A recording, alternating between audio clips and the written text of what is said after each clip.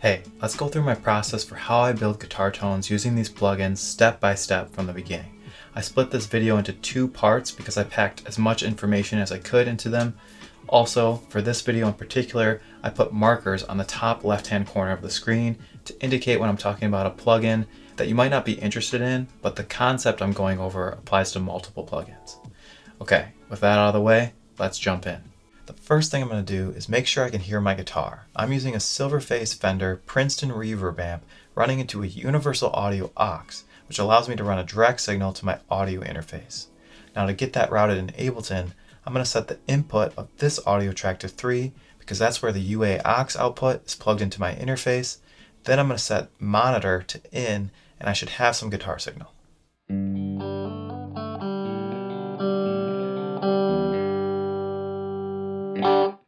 Cool. Now that I have my guitar signal, I'll rename that audio track to guitar with all caps and color it dark blue. I'm also going to rename the other audio track to examples. I'm planning to use this track to store short audio clips of each tone I create, but for now, I'm going to move both of these tracks to the beginning of the set so they don't get buried as I build my presets. With that out of the way, I'm ready to bring in my plugins. I've made a collection of the plugins so I can access them quickly. I'm going to drag each of them onto their own MIDI track in the same order that I've configured their MIDI channel on my pedal board. Notice that when I run out of MIDI channels, I can then drag one of the plugins into the blank space and Ableton creates a new MIDI track for me. Now I'm going to go through and name each of these MIDI tracks according to the pedal they control. Also, I'm going to give them a color that roughly matches the color of the pedal's finish in real life.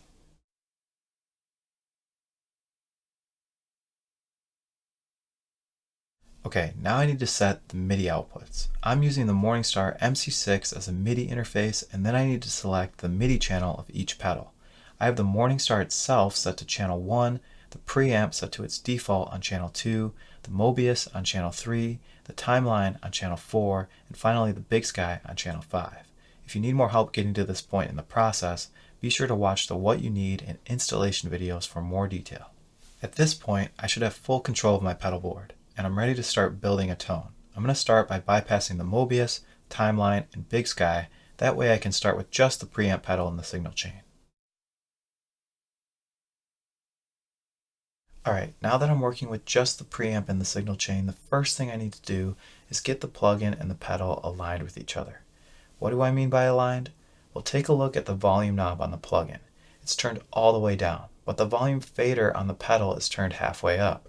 Now as soon as I move the volume knob with my mouse, the volume fader will jump to the correct position. This is great and all, but not very efficient if none of my settings line up with each other. This is where this little button that says push comes in handy. When I press this button, all of the settings of my plugin are sent out, and now my pedal and my plugin are aligned with each other. The big concept to understand here is that communication between the plugin and the pedal is only one way. That means the plugin talks to the pedal, but the pedal does not talk to the plugin. The reason for this is that most pedals, including this one, are only made to receive MIDI messages, not create their own. Many pedals do not even have enough MIDI functionality to allow a plugin like this to control them. That's why I love pedals like the Preamp MK2, because every single parameter has been MIDI mapped. Honestly, I would love to see this become a standard feature for modern guitar pedals. I think it would open up a ton of possibilities. Anyway, let's get back to the task at hand. Now that the plugin and the pedal are lined up, it's time to start dialing in a drive tone. I'm not going to be able to hear my guitar without turning up the volume, so I'm going to set that to 75%. Generally, I like the treble to be boosted a little, so I'm going to set that to 75% as well. Now notice that the mids knob as well as the mids frequency knob are kind of grayed out. This is a reminder that at the current settings, the mids controls are not affecting the signal chain. To change this, I need to set the mids location to before or after the preamp. I'm going to set it to before or pre-preamp so the mids EQ can drive the preamp a bit. Notice that the mids controls turn blue to match the setting I've chosen. This also matches the color of the mids arcade button on the pedal. I've included a bunch of visual reminders like this throughout all of the plugins to hopefully make dialing in tones faster and easier. Okay, my mids controls are in the signal chain now. I'm going to set them both to 75%. For the bass knob, I'm going to set it halfway between 50 and 25%. Lastly, I'll set the gain knob at 25%. Obviously, I would probably play my guitar more as I tweak these settings, but for the sake of time, I'm going to make educated guesses here. Let's see what that sounds like.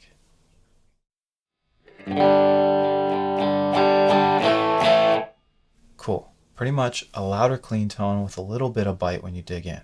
It's simple, but it'll be a good template to add all the other effects to. Now let me show you a workflow tip with the diode setting. If I select the next diode setting, notice the gain knob turns blue just like the mids controls did. However, if I don't select anything else, I can move through this menu just using the up and down arrows on my keyboard. So let's hear what the blue setting sounds like. Now I'm going to press the down arrow key on my keyboard and see what the red setting sounds like. Now I'm going to press the up arrow key twice to go back to the original setting. Now they are all pretty close, but the red one had just a little more grit, so I'm going to go back to that by pressing the down arrow key twice. This may not seem like a big deal, but I promise it's handy, especially for the larger drop-down menus on the Strymon plugins. Alright, before I move on, I want to mention a couple things about the preamp specifically. First off, notice that the jump setting does not have a drop-down menu like the other arcade buttons do. This is because the MIDI specification for the Preamp MK2 only allows you to toggle through the jump settings, rather than select an exact jump setting. That means I can press this button and scroll through each setting, but I can't select the blue setting or the red setting specifically. This plugin has made jump pretty much irrelevant for me, but if you need it, it's there, and I wanted to explain how it works for those who want to use it. On the timeline, the looper section also has buttons like these, but there is a button for every function besides pre and post, which functions just like the jump button. Okay, the other thing I wanted to talk about was expression.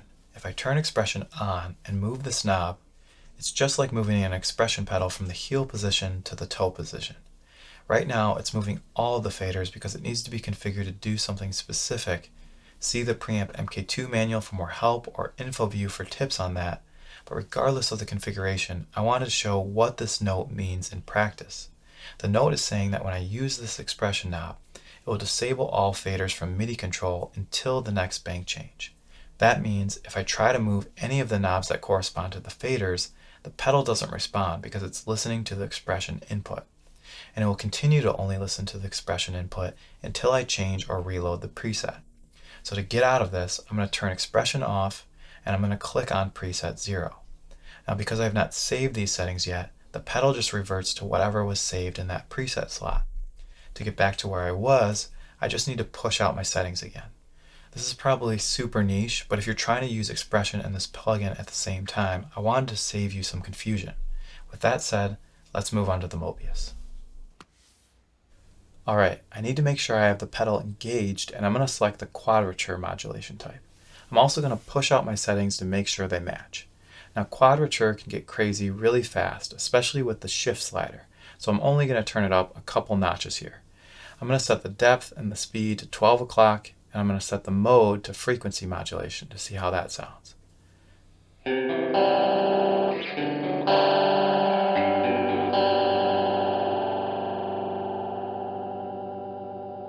Okay, so it sounds like a wacky vibrato tone that is changing speed over time.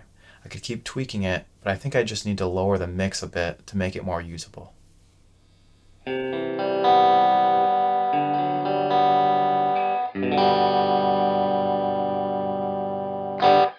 Sweet, it's adding an interesting character to the sound now, but it's not dominating the tone. The shift setting is probably a little higher than I would like, but I'm going to leave it for now. Like the preamp, there are some small details I want to talk about with the Mobius plugin, but they also apply to the timeline. So let's head over there before I tackle those nuances. I'm going to make sure the pedal is engaged, and now I want to talk about a workflow tip in regards to the Strymon pedals. When I switch algorithms or delay type in this case, the pedal settings will automatically default to where the physical knobs are set. For example, if I turn the knobs all the way down, and then I try out some delay types,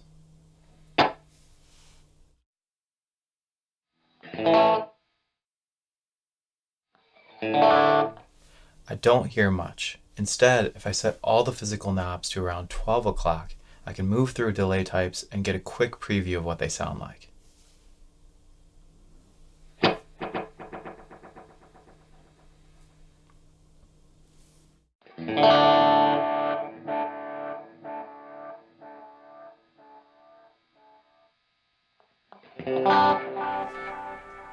This also means that I want to push out the plugin settings after I pick a delay type, because every time I change algorithms, some of the settings are going to default back to the physical knob positions. So to recap, I use the physical knobs at the 12 o'clock position to help me preview delay types, and then I push out my settings after I pick a delay type so everything is aligned. For this preset, I'm going to choose the filter delay type and then push out my settings. Before I start tweaking though, I want to talk through the time section on the timeline. This big time knob is what controls the course time setting, which is the same as the physical time knob on the pedal. Notice how the range of the knob updates based on whether I have milliseconds or BPM selected. It will also update to different algorithms that have different ranges, like D-tape and D-bucket. It will even update if I change something like the range on D-bucket, for example. Super helpful. Okay, that covers the course time knob. It's called course because I can change the time quickly, but with less precision. This is where the exact time setting comes in. If I go back to milliseconds, I can type in whatever time setting I want as long as it's within the range shown on the course knob. If it's not in the range, the pedal will ignore it. Now if I want to set the exact BPM, there are a few stipulations. I can only set the exact BPM between 12 and 200 BPM, instead of the full range shown under the course knob. This is due to how the Strymon pedals determine the BPM value. They are rounding a millisecond value to the nearest BPM, and once I go beyond 200 BPM, the timeline starts to have rounding errors. I can demonstrate this by using one of the three tempos I can find in Info View if I hover over the exact BPM input. It says, set the exact BPM from 12 to 200 BPM. 79, 95, and 97 BPM will not resolve correctly and will need to be set manually. Let's try 79 BPM. So when I type that in, I get 79.1 BPM, just 1/10 of a BPM off. The same thing happens with 95 and 97 BPM. I'm hoping Strymon will provide me with some secret code to improve this function in the future, but thankfully it's going to cover the majority of the practical situations right now, as most songs are between 12 and 200 BPM. Alright, one last thing I want to cover in the time section is the millisecond and BPM switch. This is the only switch that doesn't function the same way as every other switch, so it might cause some confusion. When I change between milliseconds and beats per minute on the plugin, the time unit on the pedal will not change. However, the time knob in the exact setting box will still work just as expected. So for example, if I switch to milliseconds and turn the course time knob, the timeline still displays a BPM value, but it matches what I selected in milliseconds on the plugin. In short, it's doing the conversion for me. The reason for this is that Strymon does not have a MIDI command to select the time unit on the pedal. It makes sense that they don't because most people are not going to want to remote control that setting. Thankfully, it doesn't change anything when I'm trying to dial in a sound. It's just something useful to know to prevent any confusion. Now, all these little details of the time section also apply to the Mobius plugin. I'm going to select the course algorithm so I don't mess up my quadrature settings. I can then set the course time using the speed knob, or type in the exact BPM between 12 and 200 BPM. If I switch from BPM to Hertz, I can manipulate the speed in Hertz, knowing the pedal will follow. The only unique detail of the Mobius is that the rotary algorithm does not allow for exact tempo input. The reason for this is that the main default speed is always faster than 200 BPM, so the exact BPM input would cause those rounding errors I mentioned. Also, the rotary actually has two speeds, fast and slow, and the exact inputs can act strange depending on how those are used. By the way, if all these time section details feel like a lot of information, don't worry, these details don't need to be ingrained in memory. I'm going over them so that if you encounter one of them, you can say, oh, he went over that, and not be fazed by it or come back to this video for a refresher. Alright, I need to push out my quadrature settings again, and then it's time to go back to the timeline and get the filter delay dialed in. On the timeline plugin, I need to push out my filter settings again since I moved between delay types when I was going through the intricacies of the time section. I'm going to use the exact time setting to set the tempo to 80, and I'm going to choose a dotted eighth delay to start. I'm going to set the mix about halfway and give myself some repeats to work with. Let's see how that sounds before I start to mess with the filter settings.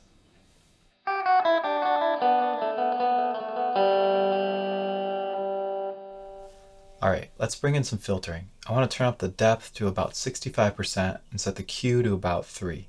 I'm going to set the LFO to random, and now I'm going to use the up and down arrows on my keyboard to play with a couple different speeds.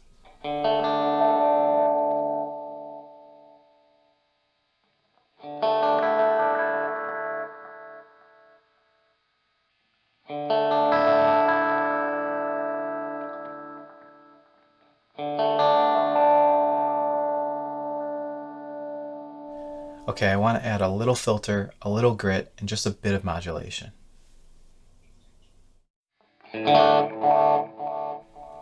Kind of gnarly again, but I think if I dial back the mix and the repeats, it'll be a cool texture in the background.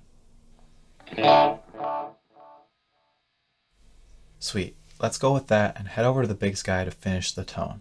On the BigSky plugin, I need to engage the pedal again, and then I need to pick my algorithm.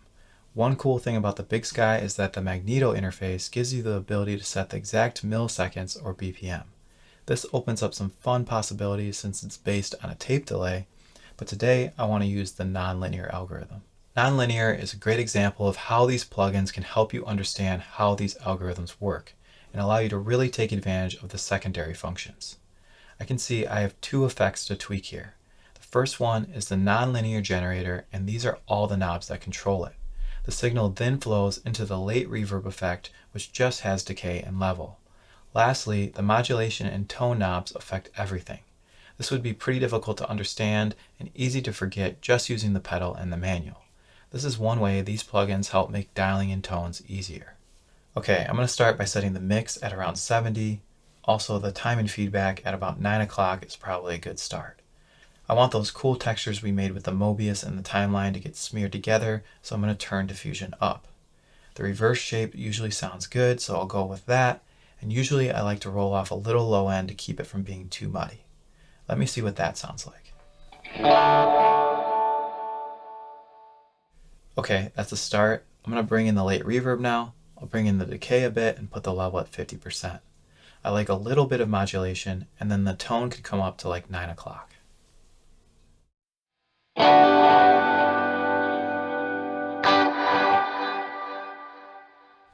Now that's a bit more interesting. I'm going to reduce the mix a little. Also, I think I want the repeats down on the timeline slightly.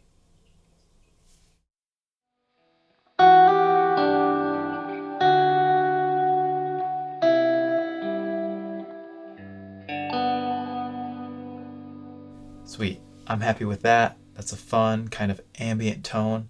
Let's talk about how to save it in the next video.